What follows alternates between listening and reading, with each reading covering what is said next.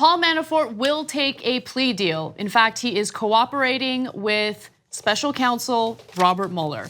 And this is right before his second trial is set to begin. Now, we have done some pretty extensive coverage on his first trial, which did result in 8 convictions for fraud and for failing to register as a foreign agent. And so we don't know exactly what this plea deal contains at the moment. We don't know how he plans on cooperating with Mueller. But what we do know so far is that the deal is expected to be announced in court tomorrow, Friday, and it remains unclear whether Manafort has agreed to cooperate with prosecutors or simply conceding to a guilty plea, which would allow him to avoid the stress and the expense of another trial. So if you are excited about this news, just hold, because again, we don't know if this is just him saying, all right, I'm guilty, let's just get on with it, or if he's actually planning to really cooperate in this special investigation.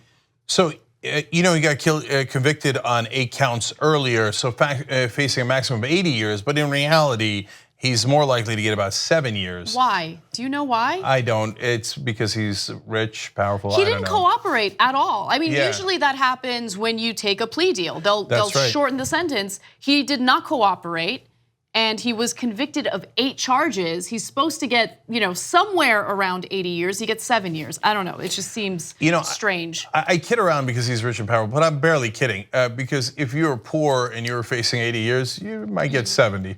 So no, you might get 80. Right, you might get 80 if you went to trial. That's right. And so, so the details of that are a different situation than the news of today. But if he's actually facing only about 70 and does a plea deal and on the second set of charges and gets a couple years more out of that, he might actually make it out alive. Because the thought was he might see 69 years old, he might serve the rest of his life in prison.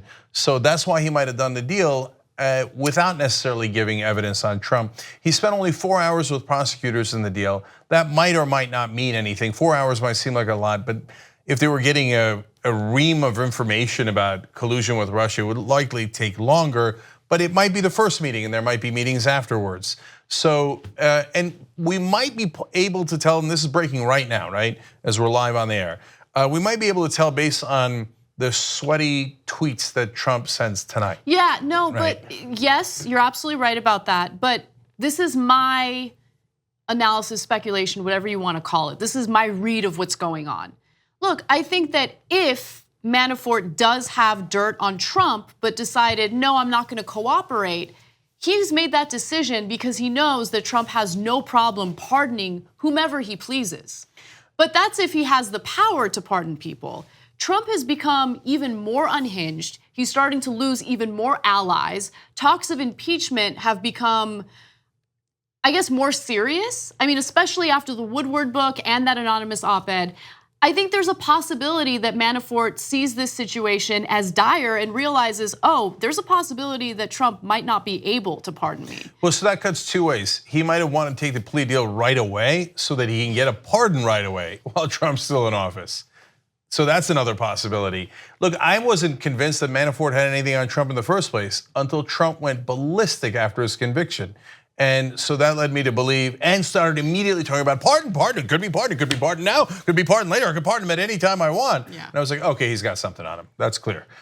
So whether he turned that over today is unclear, and only Mueller and Manafort know for now, but at least that chance has increased, and Anna's right, it could be cut the other way, that if he thinks not only impeachment, but my God, it turns out his cabinet is talking about the 25th Amendment, that they might rule him mentally incompetent to be president. Then he might be thinking, well, oh well, I don't have time. Because Giuliani said, hey, after the whole investigation, Mueller investigation is over, then we might pardon him. But Trump might not be in office by then. So too hard to tell right now. The meetings are closed doors, but it is big news that he has decided to take a guilty plea here, because it certainly increases the chances that he's cooperating with prosecutors and giving them relevant information. On the go, don't worry, we got you covered. You can still listen to TYT at our new podcast network. Find us on Apple Podcasts, the Google Play Store, or at tyt.com/podcast.